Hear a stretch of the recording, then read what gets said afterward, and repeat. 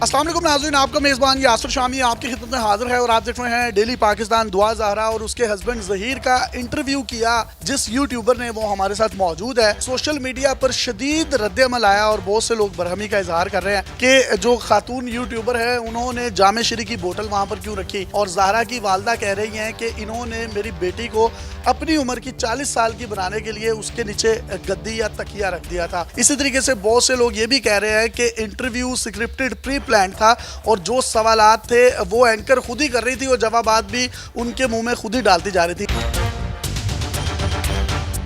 आपने वो जामे शरी की बोतल्स रखी क्यों थी? जहाँ तक बात है जामे शीरीन की, तो मेरे सारे फॉलोअर्स और सब्सक्राइबर्स को ऑलरेडी पता है कि वो एक शख्सियत की छेड़ है। हमने जामे शीरीन एक शख्स का नाम रखा हुआ है, मैं अपने लाइव सेशंस में उसका नाम लेती रही हूँ। आप किसी को छेड़ रही हैं और वहाँ पर जो उसके वालिदैन है उस पर क्या बीत रही होगी? उनकी बेटी का मामला है, वो घर से बेचारी भागी हुई है, तो आप जामे शरी रख कर किसी का चेज़ा ले रही है? चेज़ा तो आप भी बहुत लेते हैं, आपने कितने कॉमिक वीडियोस किए हैं, देखें। सर मैं लेता हूँ ना, तो मेरा एंटरटेनमेंट है ना, इंफोटेनमेंट है वो। तो मेरा चैनल भी जो है बहुत सीरियस नहीं है, मैं भी थोड़ी आर्टिस्ट हूँ। इन्वेस्टिगेशन की पूरे केस की? पूरी इन्वेस्टिगेशन, एक एक चीज़ का मेरे पास सबूत है। तो जो अगवा होता है किसी भी बच्चे या बच्चे का, उस पर पिनल कोड दफ़ा कौन सी लगती है पुलिस स्टेशन पे? मैंने जर्नलिस्ट होने की हैसियत से इसमें इन्वेस्टिगेशन के, वकील होने की हैसियत से नहीं। कौन से कोर्ट में चल रहा था इनका केस? इनका सबसे पहले लाहौर हाई कोर्ट में लड़की आती है, यहाँ पर आकर उसके 164 के लोअर कोर्ट। ये सेशन कोर्ट में चलते हैं, हाई कोर्ट में नहीं चलते। हाई कोर्ट में बाद में कोई केस जाता है जब इन दोनों अदालतों से कोई चीज़ रिजेक्ट होती है या यहाँ पर कोई चीज़ चैलेंज करनी होती है या कोई अनटिल अनलेस केस बहुत हाई प्रोफाइल बन जाए। आपकी काइंड इन्फॉर्मेशन के लिए ये भी बताता चलूँ, जो 365 होता है ना, ये अगवा का होता है, अगवा बराए तावान का 365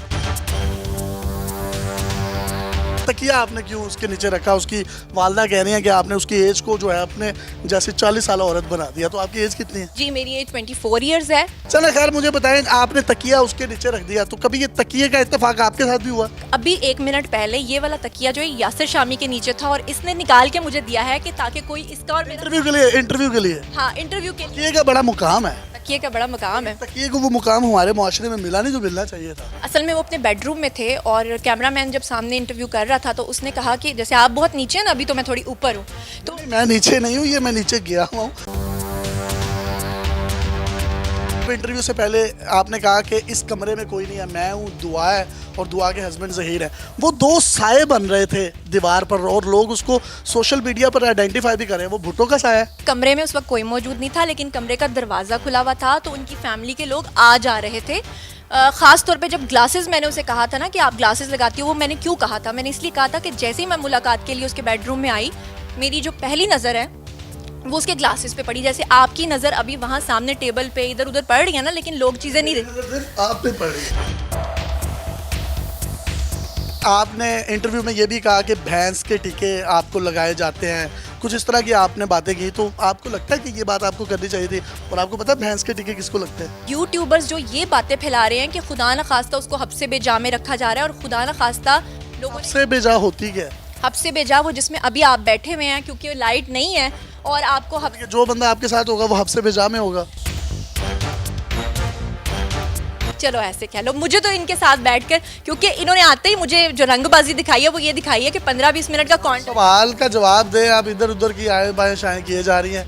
कौम जानना चाहती है, आपने उनके सेंटिमेंट्स के साथ खेला है, उसके पेरेंट्स के सेंटिमेंट्स के साथ खेला है। एक लम्हे के लिए सोचिए, आप भी कभी साहिब औलाद होंगी, अल्लाह ताला आपको साहिब औलाद करे, आपकी शादी भी हो चुकी है। अगर आपकी बच्ची के साथ इस तरह का कोई खुदा ना खास्ता सीन हुआ और कोई मेरे जैसा कोई 3rd क्लास यूट्यूबर जाकर उसका इस तरीके से इंटरव्यू करे, बहैसियत माँ आपके दिल पर क्या गुजरेगी? आपने 3rd क्लास कहा, बहुत बहुत शुक्रिया। अपने आप को कबूल। मैं 3rd क्लास हूँ, मैं 3rd क्लास हूँ। आप बताएं बहैसियत माँ आप पर क्या गुजरेगी? आपने जो कहा ना कि मैंने सेंटिमेंट्स हर्ट किए, देखें सेंटिमेंट्स तो वो लोग हर्ट कर रहे थे ये कहकर कि उनकी बेटी अगवा हुई हुई है या कोई उनको कह रहा था। बहैसियत माँ आप पर क्या बीतेगी जो मैंने सोचा? पहले मेरी बात सुने, मैं ये कह रही हूँ कि मैंने तो उनके वालिदैन की मुलाकात करा दी उनकी बेटी के साथ, जो दिन रात परेशान थे कि हाय हमारी बेटी के साथ क्या हो रहा हो। आपको शुरू दिन से पता था? आपने इंटरव्यू में बताया कि मैं इनके साथ जो थी, इन टच थी, ये जो 2 बच्चे हैं, तो उसकी वालदा, पुलिस पूरा मुल्क जो है कहीं ना कहीं उनके सेंटिमेंट्स की वजह से परेशान था। आपने इतनी भी इखलाकी जरूरत ना की कि आप पुलिस को या कम से कम उनके वालिदैन को बता दें कि आपकी बच्ची इस जगह पर मौजूद है। क्या आप ये बात समझ सकते हैं कि एजेंसीज को, पुलिस को या उनके वकील को पता नहीं होगा जो बात मुझे पता होगी? पुलिस मेरा सोर्स थी, मतलब कि मैं पुलिस से बात करती थी जब भी कोई न्यूज़ ब्रेक करती थी, और मैं उनके वकील से बात करती थी, और जब वो खुद कोर्ट में पेश होते थे तो उनके वकील मुझे कहते थे कि आप भी आ जाएं। हमने आपसे जितने भी संजीदा गैर संजीदा सवालात किए आपने उसमें मोस्टली आए बाएं शाये किया है। आप फिर भी आखिर में कुछ कहना चाहती हैं हमारी ऑडियंस को तो कह सकती हैं। असल में इनका नाम ही है यासिर शामी आए बाएं शाएं, ये खुद जानबूझ के इसको रंग दे रहे हैं, वरना मैंने सारे सवालों के एक्यूरेट आंसर्स दिए। जी अगर मैंने कुछ गलत किया है तो इसका फैसला भी ऑडियंस करेगी। अगर इन्होंने जवाबात को कुछ गलत रंग देने की कोशिश की है तो इसका फैसला